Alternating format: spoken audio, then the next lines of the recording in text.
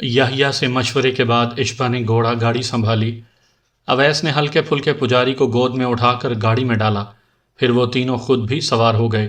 اشبا کی ہدایت پر اویس نے پجاری کو کوچوان کے نشست پر بٹھایا۔ اشبا نے تلوار کی نوک اس کی پشت سے لگا دی اور انتہائی سرد لہجے میں کہا، دیکھو پجاری، ہم سزائے موت کے قیدی ہیں۔ زندگی اور موت کی ہمارے نزدیک زیادہ اہمیت نہیں۔ یاد رکھو، اگر تم نے راستے میں کوئی چالاکی دکھائی تو زندہ نہیں بچو گے، یہ میرا تم سے وعدہ ہے۔ اشبا کے لہجے میں کوئی ایسی بات تھی کہ پجاری کے ساتھ ساتھ اویس اور حلابہ بھی لرز کر رہ گئے۔ اشبا کا ایسا روپ وہ کبھی کبھار ہی دیکھتے تھے۔ اس کی آواز میں جگر پانی کر دینے والا دبدبا تھا۔ پجاری نے مرتا کیا نہ کرتا کہ مستاق لگامیں سنبھالیں اور گھوڑے کو استبل سے نکال کر دھیمی رفتار سے سڑک پر لے آیا۔ یحییٰ نے گاڑی کے تمام پردے گرا دیے تھے۔ اشبا بھی پردے کے اندر تھا، تاہم اس کی تلوار عقب سے پجاری کی ننگی پشت کو چھو رہی تھی۔ بازار میں ہلچل کے آثار صاف نظر آ رہے تھے۔ بیسیوں سرخ پوش دکانوں اور مکانوں میں گھس گھس کر تلاشی لے رہے تھے۔ کچھ گھڑ سوار تنگ گلیوں میں گھوڑے دوڑاتے پھر رہے تھے۔ گاڑی کے اندر چاروں کے دل شدت سے دھڑک رہے تھے۔ گرفتاری اور فراری کے امکانات 50% تھے۔ پجاری بری طرح کانپ رہا تھا اور اس کی یہ کپ کپاہٹ کسی کو بھی شک میں مبتلا کر سکتی تھی۔ اشبا سرگوشیوں میں اسے راستے کے متعلق ہدایات دیتا جا رہا تھا۔ جوں ہی وہ ایک تنگ موڑ پر پہنچے، دفعتاً پجاری نے چالاکی دکھائی۔ اس نے جست لگائی اور تڑپ کر سڑک پر گرا۔ گرتے ساتھ ہی اس نے لنگوٹی سنبھالی اور چیختا ہوا بھاگا، بچاؤ بچاؤ! اشبا کی آنکھوں میں غضب کی چنگاریاں پھوٹیں۔ اس نے کمر سے جلاد والا خنجر نکالا اور تاک کر مارا۔ بیچ راستے ہی میں پجاری نے چیخ ماری اور پشت کے بل گرا۔ خنجر دستے تک اس کی پسلیوں میں گھس گیا تھا۔ اشبا جست لگا کر پردے سے باہر آیا، گھوڑے سنبھالے اور چابک دکھا کر انہیں ہوا کر دیا۔ اندھا دھند گاڑی بھگاتے وہ گنجان بازار سے نکلے اور ایک کشادہ سڑک پر ہو لیے۔ اس سڑک کے دونوں جانب کھجور اور بیری کے درخت تھے۔ گھڑ سوار بھی اب بھیڑ سے نکل کے ان کے تعاقب میں آ رہے تھے۔ یہ موت و حیات کی دوڑ تھی۔ گھوڑا گاڑی کے پہیے جیسے ہوا میں گھوم رہے تھے۔ خستہ حال گاڑی یہ رفتار زیادہ دیر برداشت نہ کر سکی۔ کوئی نصف میل فاصلہ طے کرنے کے بعد وہ ایک پل سے گزر رہے تھے۔ دفعتاً اس کا ایک پہیہ نکل گیا۔ حلابہ کی چیخ گاڑی میں گونج کر رہ گئی۔ اشبا نے گھوڑوں کو سنبھالنے کی بہت کوشش کی، مگر وہ اپنے زور میں حفاظتی باڑ توڑتے ہوئے کئی گز نیچے نہر میں جا گرے۔ چند ہی لمحے بعد ان چاروں نے خود کو تیز نہر میں تیرتے پایا۔ پانی میں بھیگتے ہی ان کے کوڑوں سے زخمی جسم جیسے جل اٹھے تھے۔ اشبا نے گھوڑوں کو بچانے کے لیے تلوار سے ان کے ساز کاٹ دیے تھے اور اب وہ بھی ان کے ساتھ تیر رہے تھے۔ تھوڑی ہی دیر میں دور پل پر سرخ پوشوں کی جھلک نظر آنے لگی۔ ان چاروں نے سانس روک کر پانی کے نیچے تیرنا شروع کر دیا۔ وہ بہاؤ کی طرف جا رہے تھے، لہٰذا انہوں نے کافی طویل غوطے مارے اور جلد ہی پل سے خاصے دور نکل آئے۔ گھڑ سوار اب پل سے اتر کر دونوں کناروں پر بڑھے چلے آ رہے تھے۔ بچنے کی کوئی صورت نظر نہیں آ رہی تھی۔ اچانک یحییٰ کی نگاہ کچھ دور ایک پرانے گنبد پر پڑی۔ یہ مزار نما عمارت دریا کے عین کنارے پر تھی۔ تیز رفتار پانی بنیادوں کے نیچے سے مٹی نکال کر لے گیا تھا اور یہاں سے گھاؤ نظر آ رہے تھے۔ یحییٰ نے ہانپتے ہوئے کہا، یہ جگہ چھپنے کے لیے موزوں ہے۔ تجویز معقول تھی۔ چاروں زیر آب تیرتے ہوئے اس جانب بڑھنے لگے۔ زندگی کی خواہش ان کے نڈھال جسموں کو قوت دے رہی تھی۔ آخر وہ کیچڑ، مینڈکوں اور کیچووں سے بھرے ہوئے ایک خلا تک پہنچنے میں کامیاب ہو گئے۔ کیچڑ نے انہیں لت پت کر کے مٹی کا حصہ بنا دیا تھا اور وہ ساکت و جامد ہو کر آئندہ لمحوں کا انتظار کرنے لگے۔ کچھ ہی دیر میں گھڑ سواروں کی آوازیں ان کے کانوں میں گونجنے لگیں۔ وہ پاگلوں کی طرح انہیں ڈھونڈ رہے تھے۔ پھر اندازہ ہوا کہ کچھ سپاہی دندناتے ہوئے مزار کی عمارت میں گھس گئے ہیں۔ ان کے قدموں کی گونج چاروں کو عین اپنے سر پر سنائی دے رہی تھی۔ وہ ہر چیز کو تہو بالا کر رہے تھے۔ پھر کچھ سپاہی پانی میں اتر آئے۔ ان چاروں نے اپنے سانس روک لیے۔ سالار کی آواز گونجی، فرش کے نیچے گڑھوں میں دیکھو۔ یہ الفاظ اشبا کی سمجھ میں آئے تھے، مگر باقی تینوں بھی خوف زدہ ہوئے بغیر نہیں رہے۔ وہ سپاہی شڑاپ شڑاپ کی آوازیں پیدا کرتے ہوئے بالکل پاس آ گئے۔ اشبا ان کے سرخ پجامے اور اریاں تلوار دیکھ سکتا تھا۔ ان میں سے کوئی بھی جھکتا تو انہیں ڈھونڈ لیتا۔ وہ چاروں کیچڑ میں کچھ اور دبک گئے۔ 2-3 مینڈک ٹراتے ہوئے سپاہیوں کی طرف بڑھے۔ کچھ نہیں ہے یہاں، ایک نے کراہت سے کہا۔ دوسرے نے حامی بھری، وہ الٹے پاؤں واپس چلے گئے، موت جیسے انہیں چھو کر گزر گئی تھی۔ اشبا، حلابہ، یحییٰ اور اویس گہری تاریکی چھانے تک اپنی پناہ گاہ سے باہر نہیں نکلے۔ ان کے نچلے دھڑ جیسے پانی میں سن ہو گئے تھے۔ خاص طور پر اویس کا برا حال تھا، وہ مینڈکوں سے گھبرا رہا تھا اور وہ تنگ بھی اس سے ہی زیادہ کر رہے تھے۔ کبھی کبھی وہ غرا کر انہیں کوستا اور پانی میں ہاتھ ڈال کر ایک آدھ مینڈک کو دور پھینک دیتا۔ سنگین ترین لمحے گزر جانے کے بعد انہیں اویس کا جھلانا اچھا لگ رہا تھا۔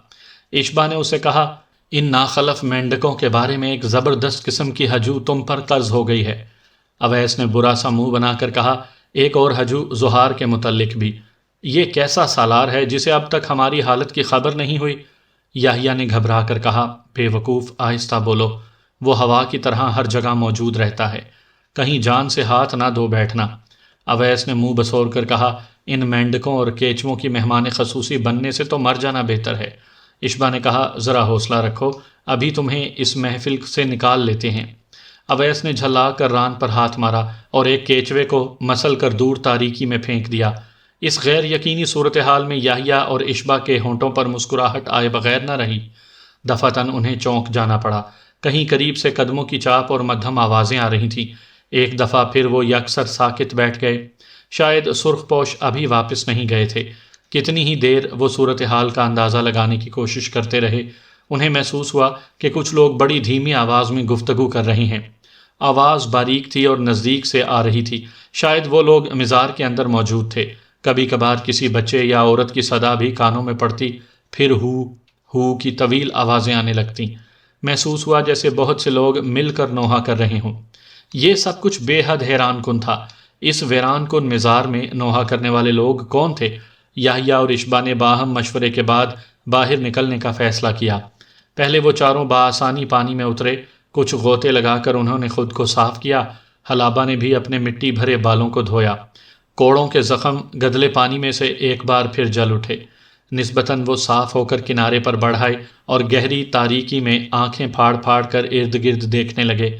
مزار نما عمارت پر اسرار تاریکی میں ڈوبی ہوئی تھی۔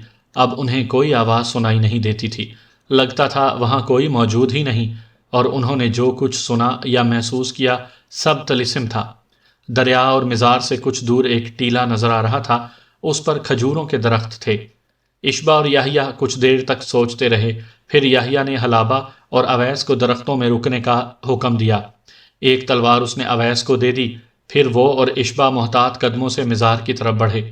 یہ مزار بالکل اسلامی طرز کا تھا۔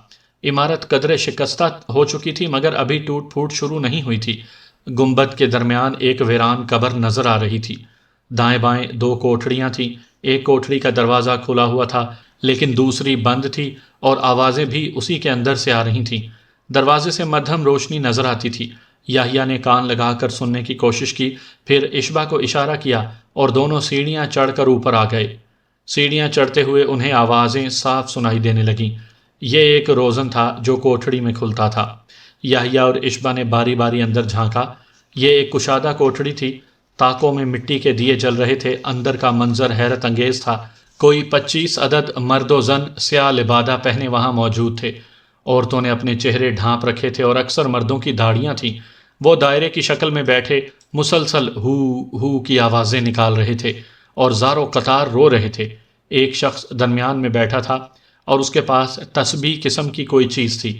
اس تسبیح کو وہ شہادت کی انگلی میں ڈال کر لگاتار ہوا میں چکر دے رہا تھا اور منہ میں کچھ بڑبڑا رہا تھا۔ مان اشبا اور یحییٰ کو چونک جانا پڑا۔ کوٹھڑی کا دروازہ تیزی سے کھلا اور اویس حلابہ کے ساتھ اندر گھس آیا۔ اویس کا چہرہ زرد ہو رہا تھا مگر حلابہ نہایت اعتماد سے کھڑی تھی۔ ان کے اندر داخل ہوتے ہی تمام حاضرین خاموش ہو گئے اور بھیگی آنکھوں سے چونک چونک کر دیکھنے لگے۔ نووارد افراد میں سے ایک نے آگے بڑھ کر کہا، جناب یہ دونوں باہر جھاڑیوں میں چھپے ہوئے تھے، ہم نے پکڑنا چاہا تو اس موٹے نے تلوار سے حملہ کر دیا، بڑی مشکل سے قابو کیا ہے۔ جس شخص کو جناب کہہ کر مخاطب کیا گیا تھا وہ ایک ادھیڑ عمر شخص تھا۔ پیشانی کے محراب ظاہر کرتی تھی کہ مسلمان اور نمازی ہے۔ اس نے تیز نظروں سے حلابہ اور اویس کو دیکھا، پھر بولا، کون لوگ ہو تم؟ حلابہ اور اویس کیا جواب دیتے؟ ان میں سے کوئی ہندوستانی زبان نہیں جانتا تھا۔ نووارد بولا، صورتوں سے تو لگتا ہے کہ یہ اس علاقے کے نہیں، کہیں اور سے آئے ہیں۔ ادھیڑ عمر شخص بولا، ممکن ہے بھٹکے ہوئے مسافر ہوں۔ نوارد نے کہا، یہ بھی ہو سکتا ہے کہ فریب دے رہی ہوں اور پرماتما کے مخبر ہوں۔ پرماتما کا نام سن کر سب کا رنگ اڑ گیا۔ ایک عجیب بے چارگی نے پوری محفل کا احاطہ کر لیا۔ تلوار بردار نے کڑک کر کہا، بولتے کیوں نہیں؟ کون لوگ ہو تم؟ اس کے ساتھ ہی اس نے تلوار کی نوک اویس کی گردن پر رکھ دی۔ اب اشبا اور یحییٰ کے لیے خاموش رہنا ممکن نہیں تھا۔ تیزی سے سیڑھیاں اتر کر وہ نیچے آئے اور دروازہ کھول کر اندر داخل ہو گئے۔ ان کی آمد نے حاضرین کو بری طرح چونکا دیا۔ خاص طور پر اشبا کے لباس نے انہیں بے حد مضطرب کیا، مگر انہیں غیر مسلح دیکھ کر ان کا خوف کچھ کم ہوا۔ اشبا نے ہندوستانی میں کہا، جناب ہم ان دونوں کے ساتھ ہیں اور الحمدللہ مسلمان ہیں، آپ کو ہم سے کوئی اندیشہ نہیں ہونا چاہیے۔ مسلمان کے لفظ نے جیسے ان سب میں زندگی کی لہر دوڑا دی۔ معتبر شخص نے اٹھ کر اشبا سے مصافحہ کیا، پھر یحییٰ اور اویس سے مصافحہ کر کے حلابہ کے سر پر ہاتھ پھیرا اور بڑی محبت سے بیٹھنے کے لیے جگہ دی۔ غالباً وہ مزید گرم جوشی کا اظہار کرنا چاہتا تھا، مگر ابھی اس کے شبہات پوری طرح دور نہیں ہوئے تھے۔ اس نے پوچھا، کون ہیں آپ لوگ اور کہاں سے آئے ہیں؟ پھر یحییٰ کے جواب دینے سے پیشتر ہی وہ چونک پڑا، انگلی اٹھا کر بولا، کہیں آپ ان قیدیوں میں سے تو نہیں جنہیں پرسوں ریاست میں لایا گیا ہے؟ یحییٰ کے لیے اب اقرار کے سوا کوئی چارہ نہیں تھا۔ اس کے سوا وہ کہہ بھی کیا سکتا تھا؟ اس نے کہا، جی ہاں محترم بزرگ، ہم وہی ہیں جو آپ نے سمجھا ہے۔ اگر زحمت نہ ہو تو ہم تنہائی میں آپ سے کچھ گفتگو کرنا چاہتے ہیں۔ ادھیڑ عمر شخص نے کہا، میرا نام ہاشم ہے۔ اس مزار کے باہر جو ٹیلہ نظر آتا ہے اس کی دوسری جانب گاؤں ہے، میں اس کا مکھیا ہوں۔ یہ تمام لوگ پورے بھروسے کے ہیں، آپ ان کے سامنے بلا جھجک بات کر سکتے ہیں۔ یحییٰ نے اشبا کی وساطت سے مختصراً بتایا کہ وہ بستی کی فوجی چھاؤنی سے جان بچا کر بھاگے ہیں اور پناہ کی تلاش میں ہیں۔ حاضرین کے چہروں پر ہمدردی اور محبت نظر آنے لگی۔ شاید وہ پہلے سے ان قیدیوں کے متعلق بہت کچھ جانتے تھے۔ رہی صحیح کسر حلابہ، اویس اور یحییٰ کی عربی شکل و شباہت نے پوری کر دی تھی۔ وہ اپنے درمیان عرب دوستوں کو پا کر نہال ہو جاتے تھے۔ یحییٰ نے مسلمان کے عظیم الشان لشکر کا ذکر نہیں کیا، صرف اس قدر بتایا کہ وہ لوگ عرب سے آئے ہیں۔ اپنے ایک رومی دشمن کا تعاقب کرتے ہوئے اس صحرا میں دور تک نکل آئے اور سرخ پوشوں کے ہاتھ چڑھ گئے۔ ان کے حالات نے تمام مرد و زن کو غمزدہ کر دیا۔ تشویش کے گہرے سائے ان کے سوگوار چہروں پر پھیل گئے۔ اشبا نے پوچھا، محترم بزرگ، کیا آپ بتائیں گے کہ اس ویران مزار میں یہ اجتماع کیسا ہے؟ بوڑھے ہاشم نے داڑھی پر ہاتھ پھیر کر ایک لمبی آنکھ کھینچی اور بولا، بیٹا یہ طویل کہانی ہے، لیکن چونکہ تم اس سرزمین سے آئے ہو جس سے ہمیں بے پناہ عقیدت ہے، اس لیے تمہیں ضرور سنائیں گے۔ آج سے کوئی 20 برس قبل اس ریاست میں ملک عرب سے 2 مبارک مہمان آئے تھے۔ ابھی بوڑھے ہاشم نے اتنا ہی کہا تھا کہ دفعتاً گھوڑوں کی ٹاپیں سنائی دیں۔ ایک دبلا پتلا شخص خوفزدہ چہرے کے ساتھ بھاگتا ہوا اندر داخل ہوا۔ اس نے جلدی جلدی کچھ پھونکے مار کر تاکدانوں میں رکھے چراغ بجھا دیے۔ چراغ بجھتے ہی کوٹھڑی میں گہری تاریکی چھا گئی۔ کون ہے؟ ایک سہمی ہوئی آواز تاریکی میں گونجی۔ پرماتما کے آدمی، چراغ بجھانے والے نے جواب دیا۔ سب کو جیسے سانپ سونگھ گیا۔ بوڑھا ہاشم دھیمی آواز میں قرآنی سورت پڑھنے لگا۔ مزار کے قریب پہنچ کر گھوڑوں کی ٹاپیں مدھم ہو گئیں۔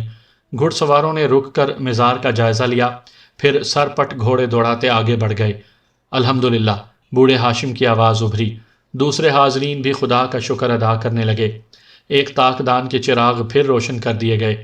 ہاشم نے اشبا سے کہا، لگتا ہے آپ لوگوں کو سرگرمی سے تلاش کیا جا رہا ہے، تاہم گھبرانے والی کوئی بات نہیں، اللہ آپ کا مددگار ہے اور ہم سب آپ کے ساتھ ہیں۔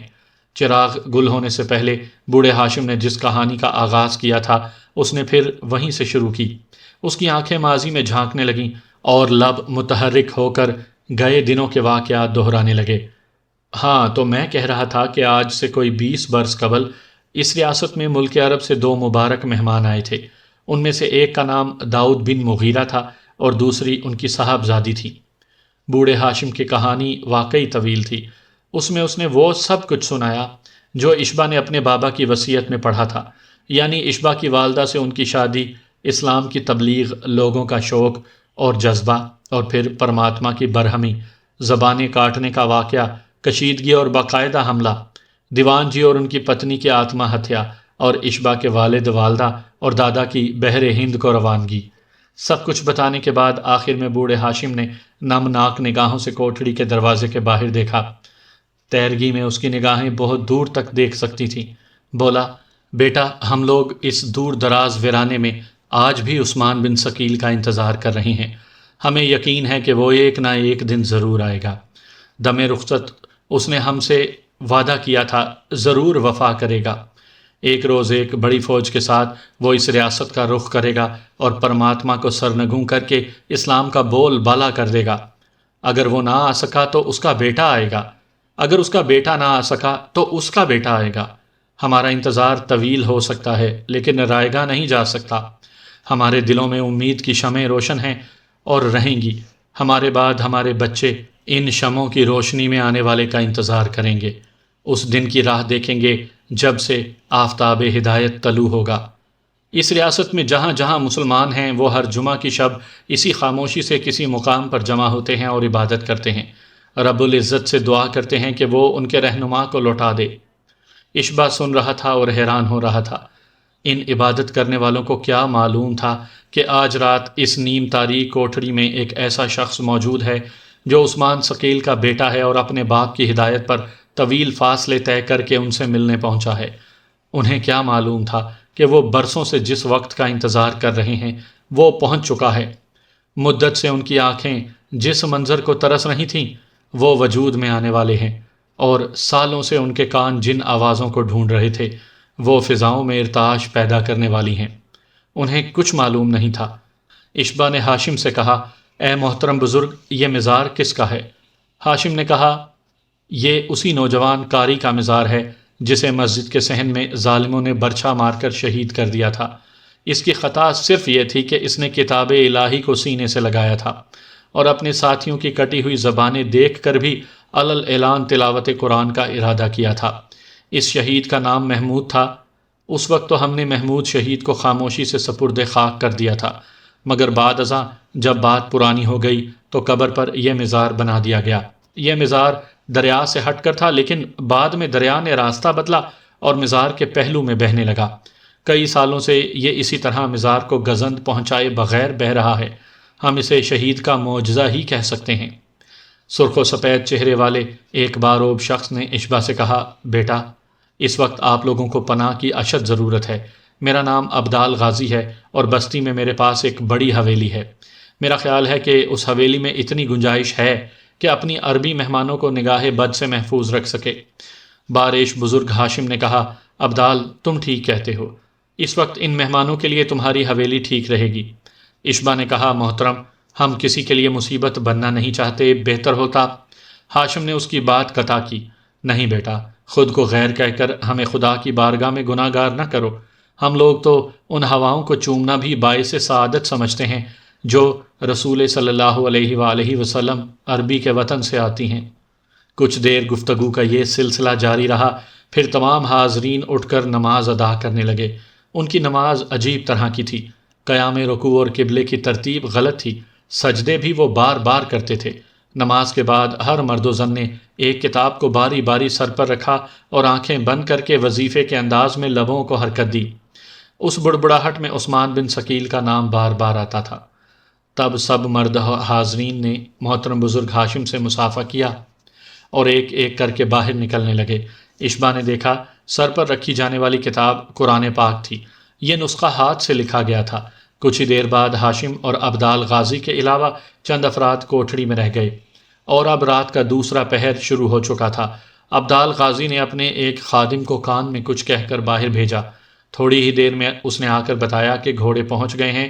عبدال غازی نے اشبا سے کہا، چلو بیٹا، تاخیر مناسب نہیں، ہمیں جلد ہی حویلی پہنچ جانا چاہیے۔ بزرگ ہاشم نے بھی تائید کی۔ اشبا نے سردار یحییٰ سے مشورہ کیا اور جانے کے لیے تیار ہو گیا۔ کچھ ہی دیر بعد اشبا، حلابہ، یحییٰ اور اویس گھوڑوں پر سوار عبدال غازی کے ساتھ شمالی رخ پر جا رہے تھے۔ عبدال غازی کے ساتھ چند ملازم بھی تھے، لیکن وہ دو ٹولیوں کی صورت میں کچھ فاصلے پر آ رہے تھے۔ اشبا جانتا تھا کہ پورے علاقے میں پرماتما کے آدمی شکاری کتوں کی طرح ان کی بو سونگھ رہے ہوں گے۔ عبدال غازی نے انہیں پناہ دے کر خود کو سخت آزمائش میں ڈالا تھا۔ اشبا کا ہاتھ اپنی تلوار کے دستے پر مضبوطی سے قائم تھا اور نگاہیں تیزی سے اطراف میں گردش کر رہی تھیں۔ ایک جگہ پہنچ کر ابدال غازی نے گھوڑا روک لیا۔ اشبا سے بولا، بیٹا میرا خیال ہے کہ اب ہمیں گھوڑے چھوڑ دینے چاہیے۔ کوئی 4 فرلانگ آگے آبادی شروع ہو جاتی تھی، یہاں پر سرخ پوشوں سے مٹ بھیڑ ہو سکتی ہے۔ ابھی وہ یہ بات کر رہے تھے، دفعتاً گھوڑوں کی ٹاپیں سنائی دینے لگیں۔ شاید وہی دستہ جو کچھ دیر پہلے مزار کے پاس سے گزرا تھا واپس آ رہا تھا۔ ان سب نے گھوڑے ایک ملازم کے سپرد کیے اور پیدل ہی درختوں میں آگے بڑھنے لگے۔ چاند اب کافی بلندی پر آ گیا تھا اور اس کی کرنیں شاخوں سے چھن چھن کر آ رہی تھیں۔ قدموں کے نیچے خشک پتوں پر جگہ جگہ پانی کے دودیا دھبے تھے۔ ان کے کان گھوڑوں کی ٹاپوں پر لگے ہوئے تھے، وہ اب دائیں جانب سنائی دے رہی تھیں۔ پرماتما کے گھڑ سوار اب ان سے دور جا رہے تھے۔ اچانک ابدال غازی کو کسی خطرے کا احساس ہوا۔ وہ ٹھٹک کر ایک جانب دیکھنے لگا۔ اشبا نے بھی نگاہ دوڑائی۔ دور درختوں میں آگ جل رہی تھی اور باتوں کی مدھم آواز آ رہی تھی۔ شاید کچھ لوگ آگ روشن کیے بیٹھے تھے۔ جلد ہی انہیں اندازہ ہو گیا کہ یہ سرخ پوش سپاہی ہیں۔ وہ پوری طرح مسلح تھے اور تلاش سے تھک کر کچھ دیر سستانے کے لیے بیٹھ گئے تھے۔ بے خبری میں اشبا وغیرہ ان کے بالکل نزدیک آ گئے تھے۔ ابدال غازی نے ایک طرف اشارہ کیا اور سرگوشی میں بولا، یہ راستہ کچھ طویل رہے گا مگر اب اس کے سوا کوئی چارہ نہیں۔ مگر اس سے پہلے کہ وہ اس نئی سمت کی طرف حرکت کرتے، دفعتاً ان کے بالکل قریب ایک سایہ اٹھ کر بھاگا۔ پہلے تو وہ اسے کوئی جانور سمجھے مگر جلد ہی انسانی چیخیں سنائیں۔ سایہ بھاگ رہا تھا اور چیخ رہا تھا، وہ اپنے ساتھیوں کو مدد کے لیے پکار رہا تھا۔ در حقیقت وہ سرخ پوشوں کا ساتھی تھا، رفع حاجت کے لیے الاؤ سے اٹھ کر اس طرف آیا تھا۔ شومئی قسمت اشبا وغیرہ وہاں رکے اور اس نے ان کی تمام گفتگو سن لی۔ ساتھی کا شور و غل سنتے ہی الاؤ کے گرد بیٹھے افراد تلواریں سونت کر ان کی طرف لپکے۔ ان میں سے کچھ نے ہاتھ میں جلتی ہوئی لکڑیاں اٹھا رکھی تھیں۔ دیکھتے ہی دیکھتے انہوں نے ابدال غازی سمیت سب کو گھیر لیا۔ وہ تعداد میں ان سے 3 گنا یعنی 15 کے قریب تھے۔ حلابہ کو دیکھتے ہی انہیں یقین ہو گیا کہ یہی قیدی آج صبح چھاؤنی کے قید خانے سے فرار ہوئے ہیں۔ ان کے سالار نے کڑک کر کہا، بہتر ہے تم لوگ ہتھیار ڈال دو، بچنے کی کوئی صورت نہیں۔ اشبا نے ترکی بہ ترکی کہا، ہم تمہارے عقوبت خانے کی بھینٹ چڑھنے کے بجائے بہادری کی موت مرنا زیادہ پسند کرتے ہیں۔ سالار نے کہا، ہو سکتا ہے تمہاری سزا میں تخفیف ہو جائے۔ اشبا نے ہلکا سا کہا لگایا، کتے کا کام کاٹنا اور سانپ کا کام صرف ڈسنا ہوتا ہے۔ ہمیں کتوں اور سانپوں کے سر کچلنا سکھایا گیا ہے، ان کی باتیں سننا نہیں۔